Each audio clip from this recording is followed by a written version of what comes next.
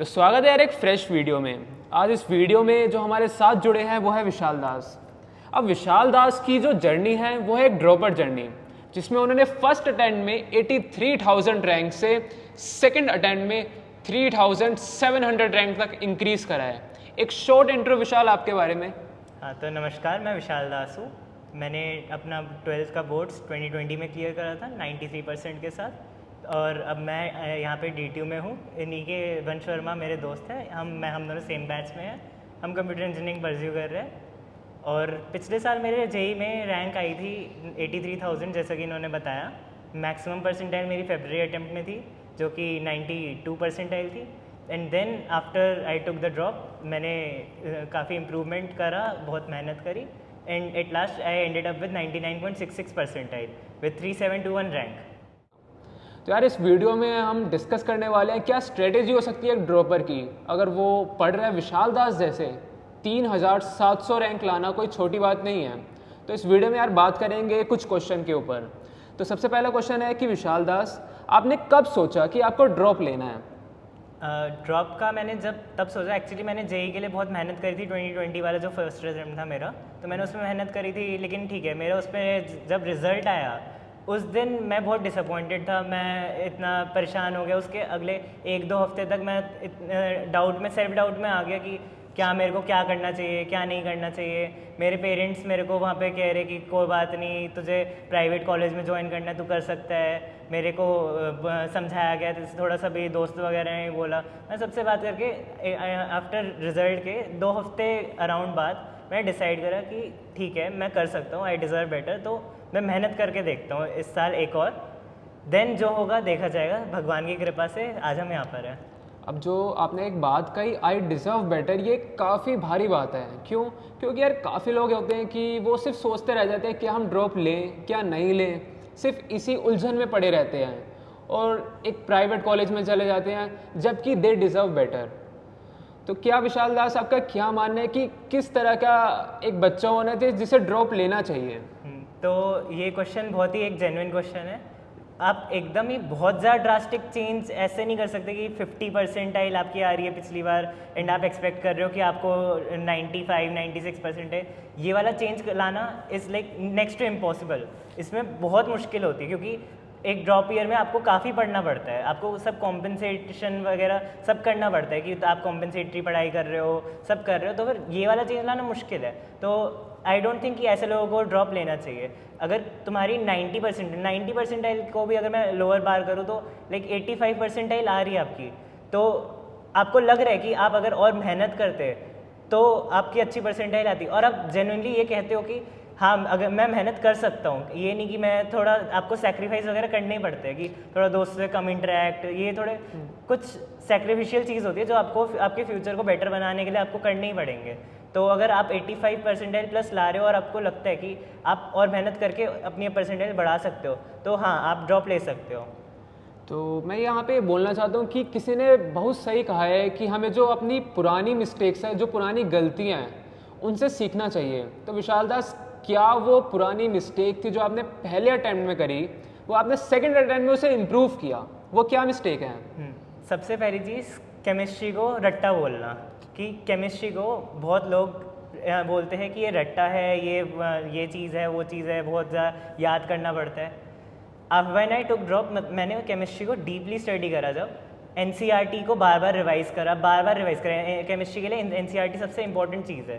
तो केमिस्ट्री को मेरे को रियलाइज़ हुआ कि सबसे ईजीएस्ट सब्जेक्ट है, सबसे ज़्यादा स्कोरिंग है। अभी भी मेरी परसेंटाइल मैथ्स और फिजिक्स में 98 है, केमिस्ट्री में ही मेरी सबसे ज़्यादा परसेंटाइल है, उसके अंदर 99 परसेंटाइल प्लस है मेरी। तो केमिस्ट्री काफ़ी स्कोरिंग होता है। केमिस्ट्री को मैंने अंडर एस्टिमेट करा था पहले, ये मेरी सबसे बड़ी गलती थी। दूसरी गलती ये थी कि मैं इतनी प्रैक्टिस नहीं करता क्वेश्चंस की। Like I use to do the theory part, बार बार उसे रिवाइज करना, पढ़ना। लेकिन एक JEE वाले माहौल में कि 3 घंटे का तुम 3 घंटे का मॉक लगा के टेस्ट दे रहे हो, वो एक अलग ही चीज़ है। वो तुम्हें प्रिपेयर करती है कि तुम जब कंप्यूटर के सामने बैठ के तुम क्या कर रहे हो, उस चीज़ के लिए प्रिपेयर करती है। क्वेश्चन तो हम भी बैठ के ऐसे घर पे तो सॉल्व कर लेंगे अपने कंफर्ट जोन में, बट एक जब टाइम बाउंडेशन, टाइम लिमिटेशंस वगैरह होती है, तो हमारे ऊपर एक वो प्रेशर रहता है जिसके साथ हमें डील करना पड़ता है। तो इसलिए टेस्ट वगैरह देना, मॉक वगैरह देना मस्ट है। ये मेरी गलती रह गई थी लास्ट ईयर में, जो मैंने सेकेंड ईयर में इम्प्रूव करी। अब यार नेक्स्ट क्वेश्चन में हम बढ़ने वाले हैं कि कई लोग कहते हैं कि अगर तुम बड़ी बड़ी कोचिंग लेते हो तभी तुम आईआईटी क्लियर कर सकते हो, कई बड़े कॉलेज में जा सकते हो, क्या ये ज़रूरी है? अगर जैसे जेई मेंस का मैंने जो भी पढ़ाई करी है, मैंने सब अपने आप से सेल्फ स्टडी करी है। अच्छा। मेरे पास वीएमसी का कोचिंग मटेरियल अवेलेबल था मेरे फ्रेंड का, लेकिन ठीक है मैंने उससे बस थियरी वगैरह रीड करी है। मैं मोस्टली मेरा सोर्स यूट्यूब और बुक्स वगैरह रीड करके ही मेरा पढ़ाई हुई है। मैंने खुद सेल्फ स्टडी करी है और खुद सेल्फ स्टडी करके मैं आज यहाँ पे 3700 की रैंक मेरी है।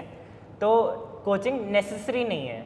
कोचिंग का मेन पर्पस होता है आपके ऊपर प्रेशर डालना, ताकि आप उस प्रेशर के अंडर अपना काम करो। अब वो अगर तुम प्रेशर खुद ही बिल्डअप कर लेते हो, अपना माइंडसेट ऐसे बना लेते हो कि नहीं मेरे को करना है क्रैक, तो तुम भी वो कर सकते हो, क्योंकि कोचिंग का काम बस प्रेशर होता है। आप किसी भी कोचिंग वाले से पूछो, वो कहता है कि भाई बहुत सारी डीपीपीज करनी है, बहुत होमवर्क मिला है, तो ठीक है। तो फिर इस कोचिंग का यही पर्पस रहता है। तो आई बिलीव बिना कोचिंग के भी ये करा जा सकता है। बस आपको खुद अपना ये माइंडसेट प्रिपेयर करके चलना पड़ेगा कि हाँ मेरे को करना है, मेरे को डिवोट करना है टाइम, तो करना है, मेरे को कहीं डेविएट नहीं होना। तो विशाल दास, जो एक ड्रॉपर होता है ना, उसे एक साल में 2 साल का पढ़ना पड़ता है। जो नॉर्मल एस्पिरेंट होता है उसका क्या होता है कि 2 साल है, 11-12 दोनों पढ़ना है। तो एक साल में 2 साल का पढ़ने के लिए क्या टाइम मैनेजमेंट हो सकता है? हाँ, तो इस क्वेश्चन को आंसर करने के लिए मैं बोलना चाहूँगा 11-12 में और ड्रॉप में एक फ़र्क होता है। 11-12 में आपके पास होता है स्कूलिंग का प्रेशर कि आपको 6-7 घंटे स्कूल को डिवोट करने हैं, सुबह उठना है, ये करना है, वो करना है। आपके पास फ्लेक्सिबिलिटी नहीं रहती कि रात को जग के पढ़ रहे हो या सुबह एकदम ही उठ के पढ़ रहे हो, या दिन के टाइम आपकी ज़्यादा अच्छी पढ़ाई हो रही है तो आप वो कर रहे हो।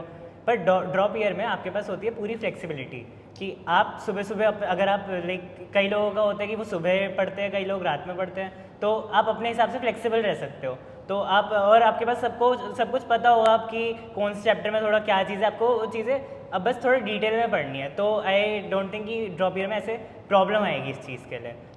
तो नेक्स्ट क्वेश्चन ये होने वाला है विशाल कि आपकी जो पेपर अटेम्प्ट करने की स्ट्रेटेजी थी वो क्या थी? ठीक है, तो जब भी मेरे को पेपर आता था सबसे पहले मैं उठाता था उसकी केमिस्ट्री, क्योंकि केमिस्ट्री जैसे मैंने पहले बोला आपको सबसे ईजीएस्ट पोर्शन है। तो उसके अगर 30 क्वेश्चन अगर आप मेरे को करने हैं तो 30 क्वेश्चन 25 मिनट के अंदर अंदर हो जाते हैं, अगर आप प्रैक्टिस ज़्यादा करते हो तो। Practice is the most important thing. तो सबसे पहले मैं केमिस्ट्री उठाता था। अगर बाय चांस कभी ऐसा होता कि केमिस्ट्री नहीं हो रही मुझसे, तो मैं टाइम वेस्ट नहीं करता उस पर, मैं सीधा अगले सेक्शन पे स्किप करता था जो कि फिजिक्स है। मैं जब भी किसी क्वेश्चन पे अटकता था मैं सीधा सेक्शन ही स्किप कर देता था कि दिमाग उस सब्जेक्ट से थक गया तो चलो सब्जेक्ट ही बदल लो। नेक्स्ट क्वेश्चन ये होने वाला है कि हम बैकलॉग कैसे क्लियर करें? बैकलॉग एक बहुत बड़ी प्रॉब्लम है। बैकलॉग की प्रॉब्लम हम सभी फेस करते हैं कभी ना कभी। बेसिकली वो बैकलॉग क्रिएट भी इसलिए होता है कि हम कई बार ज़रूरत से ज़्यादा टारगेट सेट कर लेते हैं। तो हाँ, हमें वो टारगेट ही ऐसे सेट करना चाहिए जो फिजिएबल हो, हमें कुछ कभी एक्सेस नहीं सोचना चाहिए। और बाकी जो भी बैकलॉग बनता है उसे बहुत ज़्यादा पाइलअप नहीं करना चाहिए। मैक्स टू मैक्स एक हफ्ता हमें हर वीकेंड में, जैसे संडे हो गया, एक दिन सिलेक्ट कर लो कि अपना बैकलॉग उस दिन पूरा निपटा लोगे। कि बैकलॉग को कभी पाइलअप मत करो कि हर हफ्ते का बैकलॉग, 2-3 हफ्ते का बैकलॉग एक साथ पाइलअप कर रहे हो, क्योंकि वो अगर पाइलअप हो जाता है वो कभी पूरा नहीं होने वाला। अब कई लोग बोलते हैं कि जो हार्ड बुक है, इरोडोव है, क्रोटोव है, भैया हम तो वैसी बुक करेंगे। इनऑर्गेनिक है तो उसकी इतनी हार्ड बुक ले जाएंगे कि भैया सिलेबस में ही नहीं है। तो क्या हार्ड बुक करनी ज़रूरी है जेई मेंस या एडवांस के लिए? जेई मेंस के लिए तो ऐसे बुक करना कोई भी बिल्कुल भी नेसेसरी नहीं है, क्योंकि जेई मेंस होता है, जैसे केमिस्ट्री बिल्कुल एनसीईआरटी लेवल आती है, तो उसके लिए तो कुछ करना बनता ही नहीं है ऐसे। अब मैथ्स और फिजिक्स होती है थोड़ी टफर साइड पे, थोड़ी लॉजिकल कंसेप्चुअल साइड पे, तो उसके लिए बुक्स करना ज़रूरी है, कुछ क्वेश्चंस करना ज़रूरी है, प्रैक्टिस करनी ज़रूरी है। लेकिन ऐसा नहीं है कि तुम एकदम ही हाई लेवल की बुक उठा रहे हो और फिर उसे पूरा सॉल्व कर रहे हो, सेनगेज वगैरह की सारे एक एक क्वेश्चन सॉल्व कर रहे हो, इतने की नीड नहीं होती। आपको बस मेन क्वेश्चन, कुछ पॉपुलर क्वेश्चंस, क्योंकि जेई में काफ़ी क्वेश्चन रिपीट होते हैं मेंस के अंदर, तो आपको क्वेश्चंस करके कंसेप्ट समझना होता है। एडवांस के लिए भी मेन कंसेप्ट्स की ज़रूरत होती है कि अब आपके कंसेप्ट अगर क्रिस्टल क्लियर हो तो आप जब क्वेश्चन आएगा तो आप उसे निकाल सकते हो। नेक्स्ट क्वेश्चन ये होने वाला है कि विशाल, जो मॉक टेस्ट है, कई लोग पूछते हैं मॉक टेस्ट देने की क्या स्ट्रेटेजी हो सकती है? कितने हमें मॉक टेस्ट देने चाहिए, हफ्ते में या दिन में? और अब तो करीब करीब 1 महीना रह चुका है जेई के लिए। अब क्या हमें मॉक टेस्ट कितने लगाने चाहिए? क्या दिन का लगाना चाहिए? हफ्ते में कितने मॉक टेस्ट होने चाहिए? इन जनरल एक ड्रॉपर को वैसे पार्ट टेस्ट देते रहने चाहिए, पर ठीक है, अगर पार्ट टेस्ट पहले हमें कंप्लीट करने से कि तुमने ये चीज़ पढ़ी, उसका पार्ट टेस्ट दे दिया। अगर आपको टेस्ट सीरीज़ वगैरह, मैं बोलूँगा कि आपको टेस्ट सीरीज़ ज्वाइन करनी चाहिए कोई, उसके पार्ट टेस्ट वगैरह दो, फिर उसके बाद फुल सिलेबस मॉक पे जाओ। लेकिन अभी जैसे टाइम ज़्यादा है नहीं, तो फिर मैं रिकमेंड करूँगा हफ्ते में 2 मॉक टेस्ट देना ज़रूरी है। सिर्फ देना नहीं, उसे एनालाइज करना सबसे ज़्यादा इंपॉर्टेंट होता है। देने को हम दे देंगे, कुछ फ़र्क नहीं पड़ेगा, एनालाइजेशन उसका ज़्यादा इंपॉर्टेंट है। जो एनालाइज है वो काफ़ी इंपॉर्टेंट है कि हम अपनी पुरानी जो हमने गलतियां करी हैं वो देखो, कोई कॉन्सेप्ट की गलती थी वो देखो, कोई हम चीज़ें भूल गए थे वो देखो। तो एनालाइज करना बहुत इंपॉर्टेंट है।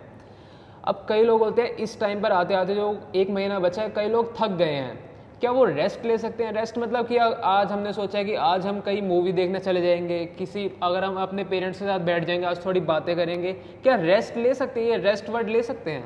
हाँ, ये रेस्ट बहुत इंपॉर्टेंट चीज़ है। हमें हमेशा, जैसे मैं भी हफ्ते में जैसे 3 दिन मेरा थोड़ा 2 घंटे मैं निकालता, स्पेशली अपने दोस्तों के साथ गेम खेलने के लिए। मोबाइल गेमिंग ही चलती थी हमारी, क्योंकि कोविड चल रहा है, तो हम गेम्स पे स्पेशली टाइम निकालते हैं उसके लिए। कि रेस्ट लेना एक बहुत इंपॉर्टेंट फैक्टर है। दिमाग आपका पूरे 24 घंटे नहीं पढ़ सकता, थक जाता है दिमाग भी। तो बातचीत करना, दोस्तों से बात करना, गेम्स वगैरह, ये सब भी इम्पोर्टेंट पार्ट है लाइफ के हमारे। तो हाँ, पढ़ाई को एकदम बोरिंग मत करो, उसे इंटरेस्टिंग रखो by all these resting and other means. आपने एक बहुत सही बात बोली कि जेई एक पेपर है। तो यार यही होता है, जेई सिर्फ एक पेपर है। ये तुम्हारी कोई लाइफ ऐसे डिसाइड नहीं करने वाला है कि अगर तुम्हें जेई फोड़ दिया तो तुम भैया बन ही जाओगे। कई लोग होते हैं कि यार जेई निकाल लिया, नहीं बने कुछ, एक जॉब कर रहे हैं। तो यार ये कि सिर्फ एक पेपर है, ज़्यादा स्ट्रेस मत लो और यार पढ़ाई करते रहो, फोड़ना है। Yeah.